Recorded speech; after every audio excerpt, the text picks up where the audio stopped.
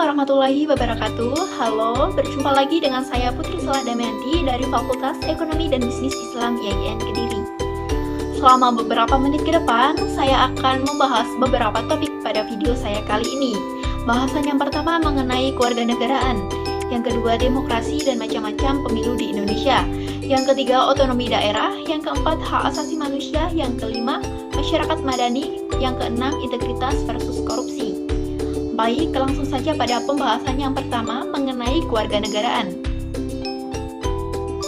Sebelum membahas tentang kewarganegaraan, tentu kamu harus memahami apa itu warga negara. Ia merupakan orang-orang Indonesia asli dan orang-orang bangsa lain yang disahkan oleh undang-undang sebagai warga negara. Sedangkan kewarganegaraan adalah proses mencari kejelasan untuk menjadi warga negara. Kewarganegaraan juga diartikan segala hal ihwal lintasan hubungan antara negara dengan warga negara.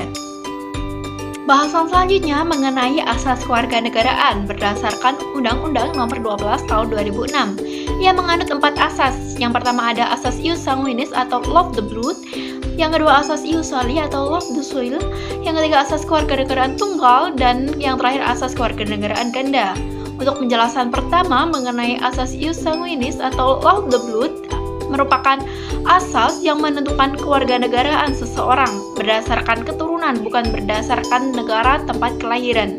Yang kedua, asas ius soli atau love the soil secara terbatas adalah asas yang menentukan kewarganegaraan seseorang berdasarkan negara tempat kelahiran, yang diberlakukan terbatas bagi anak-anak sesuai dengan ketentuan yang dalam undang-undang ini diatur. Yang ketiga, yaitu asas kewarganegaraan tunggal, merupakan asas yang menentukan kewarganegaraan bagi seseorang. Yang terakhir, asas kewarganegaraan ganda terbatas adalah asas yang menentukan kewarganegaraan ganda, baik anak-anak sesuai dengan ketentuan yang diatur dalam undang-undang ini. Beberapa cara untuk memperoleh status kewarganegaraan. Yang pertama, melalui naturalisasi. Merupakan proses di mana individu memperoleh kewarganegaraan suatu negara setelah memenuhi persyaratan yang ditentukan oleh hukum negara tersebut. Berdasarkan pasal 9 Undang-Undang Nomor 12/2006, permohonan kewarganegaraan dapat diajukan oleh pemohon jika memenuhi persyaratan. Yang pertama, berusia 18 tahun atau sudah kawin. Yang kedua, sudah bertempat tinggal di wilayah NKRI paling singkat 5 tahun berturut-turut atau 10 tahun tidak berturut-turut. Berikutnya, sehat jasmani dan rohani, dapat berbahasa Indonesia serta mengakui Pancasila dan Undang-Undang 1945. Tidak pernah dijatuhi pidana yang diancam pidana penjara 1 tahun atau lebih. Jika memperoleh kewarganegaraan RI, tidak menjadi berkewarganegaraan ganda. Mempunyai pekerjaan tetap, membayar uang kewarganegaraan ke kas negara.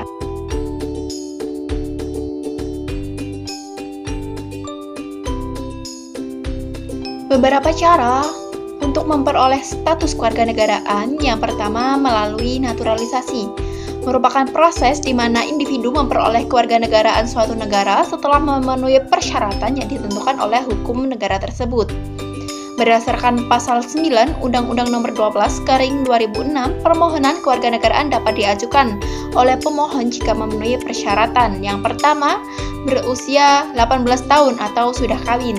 Yang kedua, sudah bertempat tinggal di wilayah NKRI paling singkat 5 tahun berturut-turut atau 10 tahun tidak berturut-turut. Berikutnya, sehat jasmani dan rohani, dapat berbahasa Indonesia serta mengakui Pancasila dan Undang-Undang 1945. Tidak pernah dijatuhi pidana yang diancam pidana penjara 1 tahun atau lebih. Jika memperoleh kewarganegaraan RI, tidak menjadi berkewarganegaraan ganda. Mempunyai pekerjaan tetap, membayar uang kewarganegaraan ke kas negara. Yang kedua, karena perkawinan atau pernyataan. Ketentuan pasal 19 UU Nomor 12/2006 menegaskan bahwa WNA yang kawin secara sah dengan WNI dapat memperoleh kewarganegaraan RI dengan menyampaikan pernyataan menjadi WNI di hadapan pejabat. Yang kedua, pernyataan tersebut dilakukan apabila yang bersangkutan sudah bertempat tinggal di wilayah NKRI 5 tahun berturut-turut atau 10 tahun tidak kewarganegaraan ganda berturut-turut, kecuali dengan perolehan tersebut mengakibatkan berkewarganegaraan. Yang ketiga, jika hal itu terjadi, yang bersangkutan dapat diberi izin tinggal tetap sesuai dengan peraturan undang-undang. Yang berikutnya, ketentuan lebih lanjut mengenai tata cara menyampaikan pernyataan tersebut diatur dengan peraturan menteri. Yang ketiga, karena berjasa kepada NKRI, ketentuan pasal 20 UU nomor 12 tahun 2006 menegaskan bahwa orang asing yang telah berjasa kepada negara Republik Indonesia atau dengan alasan kepentingan negara dapat diberi kewarganegaraan Indonesia oleh Presiden setelah memperoleh pertimbangan Dewan Perwakilan Rakyat Republik Indonesia, kecuali dengan pemberian kewarganegaraan tersebut mengakibatkan yang bersangkutan berkewarganegaraan ganda. Yang keempat, mengikuti kewarganegaraan orang tuanya.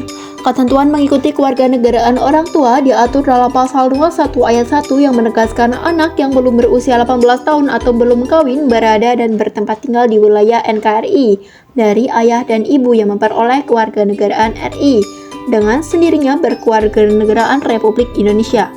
Yang kelima, karena pengangkatan. Masalah pengangkatan anak kiranya sudah hal biasa di Indonesia dan sah tidaknya pengangkatan anak itu telah diatur dengan ketentuan hukum.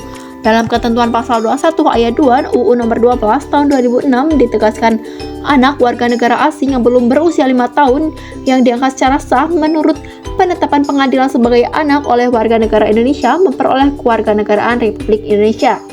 Sebagai bahan pertimbangan ketentuan pasal 2 UU nomor 62 tahun 1958 ditegaskan bahwa pengangkatan anak baru sah apabila memenuhi beberapa syarat. Yang pertama, belum berumur 5 tahun. Kedua, yang mengangkat harus memohon pengesahan pengadilan negeri setempat. Yang ketiga, permohonan pengesahan dilakukan 1 tahun setelah pengangkatan anak. Yang berikutnya, kewarganegaraan RI anak diperoleh pada saat pengadilan menyatakan sah pengangkatan itu. Berdasarkan ketentuan pasal 23 UU nomor 12 garing 2006, kewarganegaraan RI dinyatakan hilang karena beberapa sebab. Yang pertama, karena memperoleh kewarganegaraan lain karena kemauan sendiri. Kedua, tidak menolak atau melepaskan kewarganegaraan lain sedangkan kesempatan ada. Ketiga, dinyatakan hilang kewarganegaraannya oleh Presiden atas permohonannya sendiri. Yang bersangkutan sudah berusia 18 tahun bertempat tinggal di luar negeri dan dengan dinyatakan hilang kewarganegaraan RI tidak menjadi tanpa kewarganegaraan. Yang keempat, secara sukarela mengangkat sumpah atau menyatakan janji setia kepada negara asing atau bagian dari negara asing tersebut. Yang keempat, diakui oleh orang asing sebagai anaknya selama orang itu belum berusia 18 tahun. Berikutnya, tidak diharuskan tetapi ikut serta dalam pemilihan sesuatu yang bersifat diplomatik untuk suatu negara asing.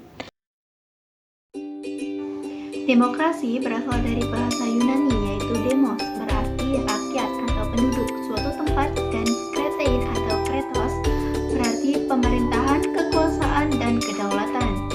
Jadi, secara bahasa, demokraten atau demokratos atau demokrasi adalah keadaan negara di mana dalam sistem pemerintahannya kedaulatan berada di tangan rakyat. Kekuasaan tertinggi berada dalam keputusan bersama rakyat. Rakyat berkuasa, pemerintahan rakyat, dan kekuasaan oleh rakyat.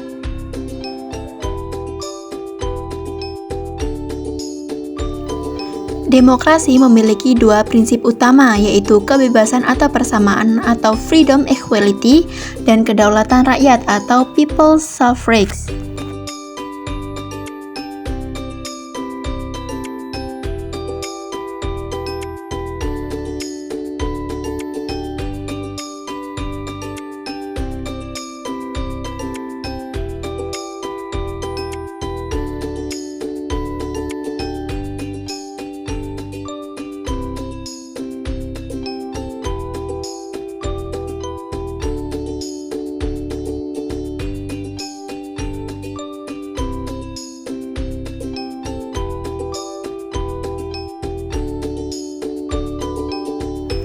Pemilu sendiri artinya adalah sarana kedaulatan rakyat untuk memilih anggota Dewan Perwakilan Rakyat, anggota Dewan Perwakilan Daerah, Presiden dan Wakil Presiden, dan untuk memilih anggota Dewan Perwakilan Rakyat Daerah yang dilakukan secara langsung, umum, bebas, rahasia, jujur, dan adil dalam NKRI, Pancasila, dan Undang-Undang RI. Asas pemilu luber jurdil artinya langsung, umum, bebas, rahasia, jujur, dan adil. Sistem pemilihan pemilu sendiri terbagi menjadi 3 jenis. Yang pertama ada sistem distrik atau plurality system atau perhitungan sederhana. Kedua, sistem semi-proporsional atau perhitungan sistem distrik yang menjembatani proporsional. Yang ketiga, sistem proporsional atau proportional system. Tujuan diselenggarakannya pemilu dan pilkada adalah sama-sama untuk mewujudkan demokrasi. Pemilu dilaksanakan serentak di seluruh wilayah Indonesia, adapun pilkada dilaksanakan hanya dalam lingkup wilayah pemerintah daerah tertentu saja. Otonomi daerah adalah kewenangan untuk mengatur sendiri atau kewenangan untuk membuat aturan guna mengurus rumah tangga sendiri. Terdapat 4 bentuk otonomi daerah, yaitu dekonsentrasi, delegasi, devolusi, dan privatisme. Tujuan dari otonomi daerah merupakan hak, wewenang, dan kewajiban daerah otonom untuk mengatur dan mengelola urusan kepentingan masyarakat daerah sesuai dengan undang-undang yang telah dibuat.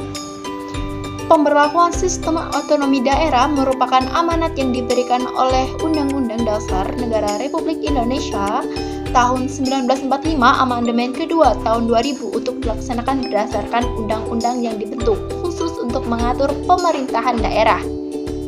Undang-Undang 1945 pasca amandemen itu mencantumkan permasalahan pemerintahan daerah dalam bab 6, yaitu pasal 18, pasal 18A, dan pasal 18B. Perkembangan otonomi daerah terbagi menjadi beberapa masa, seperti masa pemerintahan kolonial, masa pendudukan Jepang, dan masa kemerdekaan. Asasi manusia atau HAM dalam bahasa Inggris, Human Rights dalam bahasa Prancis, Droits de l'homme. Jadi, hak asasi manusia adalah konsep hukum dan normatif yang menyatakan bahwa manusia memiliki hak melekat pada dirinya karena ia adalah seorang manusia. Hak asasi manusia berlaku kapanpun, dimanapun, dan kepada siapapun sehingga sifatnya universal. HAM pada prinsipnya tidak dapat dicabut, juga tidak dapat dibagi-bagi, saling berhubungan dan saling bergantung. Hak asasi manusia terbagi menjadi 5, di antaranya hak asasi pribadi, hak asasi politik, hak mendirikan partai politik, dan sebagainya. Hak asasi hukum, hak asasi ekonomi, hak asasi peradilan. Program penegakan hukum dan HAM meliputi pemberantasan korupsi, anti-terorisme, serta pembasmian penyalahgunaan narkotika dan obat-obat berbahaya. Oleh sebab itu, penegakan hukum dan HAM harus dilakukan secara tegas, tidak diskriminatif, dan konsisten.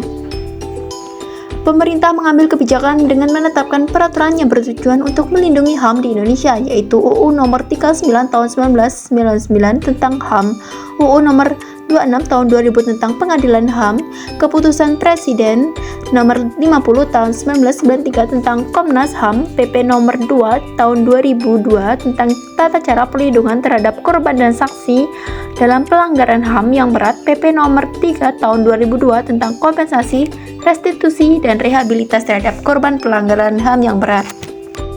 Masyarakat madani adalah konsep yang merujuk pada suatu masyarakat yang didasarkan pada prinsip-prinsip kewarganegaraan, persamaan hak, kebebasan sipil, dan partisipasi aktif dalam urusan publik. Istilah masyarakat madani sendiri berasal dari bahasa Arab, Al-Madinah Al-Madani, yang mengacu pada kota sipil atau negara sipil. Masyarakat madani di Indonesia memiliki banyak kesamaan istilah dan penyebutan, namun memiliki karakter dan peran yang berbeda satu dari yang lainnya. Seperti halnya demokrasi, secara masyarakat sipil atau masyarakat madani lahir untuk pertama kalinya dalam perjalanan politik masyarakat sipil di Barat. Istilah masyarakat sipil dikenal luas dengan penyebutan istilah civil society.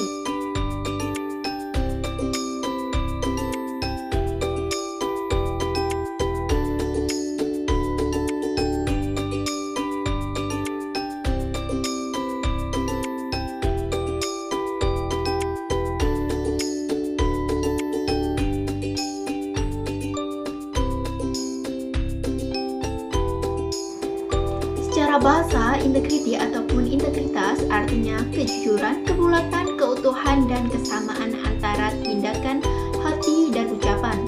Integritas berhubungan kuat terhadap etika dan moral. Secara etimologis, istilah integritas bersumber dari bahasa Latin, yakni integer, yang artinya lengkap ataupun keseluruhan. Bersih, penuh, suci, bulat, ataupun utuh. Lawan dari integritas adalah hipokrisi atau hipokrit atau munafik. seseorang dikatakan mempunyai integritas apabila tindakannya sesuai dengan nilai, keyakinan, dan prinsip yang dipegangnya. Seorang pemimpin yang mempunyai integritas akan mendapatkan kepercayaan atau trust dari pegawainya. Pimpinan yang berintegritas dipercayai karena apa yang menjadi ucapannya juga tindakannya. Adapun fungsi dari integritas ada dua, yaitu fungsi kognitif atau cognitive function of integrity dan fungsi afektif atau affective function of integrity, serta memiliki manfaat, yaitu manfaat fisik, manfaat intelektual, manfaat emosional, manfaat spiritual, dan manfaat sosial. Menurut Kamus Besar Bahasa Indonesia, korupsi adalah sesuatu yang busuk, jahat, dan merusak. Berdasarkan kenyataan tersebut, perbuatan korupsi menyangkut sesuatu yang bersifat amoral. Sifat dan keadaan yang busuk menyangkut jabatan, instansi, atau aparatur pemerintah, penyelewengan kekuasaan dalam jabatan. Faktor penyebab korupsi meliputi aspek individu pelaku, aspek organisasi, dan aspek tempat individu dan organisasi berbeda. Lalu mengutip pendapat Amin Rais bahwa macam korupsi itu ada korupsi eksploitatif, korupsi manipulatif, korupsi nepotistik, dan korupsi subversif. Kemudian untuk mengatasi terjadinya korupsi, kita harus meliputi nilai moral, kedisiplinan, dan norma hukum. Korupsi dan integritas merupakan dua hal yang sangat bertolak belakang. Namun, integritas dan korupsi memiliki hubungan yang erat dalam konteks pemerintahan, kebijakan publik, dan tata kelola yang baik. Integritas merupakan salah satu pilar penting dalam mencegah dan melawan korupsi. Integritas mencakup kejujuran, akuntabilitas, transparansi, dan keadilan dalam setiap aspek kehidupan, termasuk dalam pengelolaan keuangan dan pemerintahan, dengan kesimpulan bahwa kita membutuhkan integritas untuk anti korupsi. Terima kasih untuk teman-teman yang sudah menyimak. Apabila ada salah kata ataupun perbuatan, saya mohon maaf sebesar-besarnya. Akhirul kalam, billahi taufiq wal hidayah, waridawai rinayah. Wassalamualaikum warahmatullahi wabarakatuh.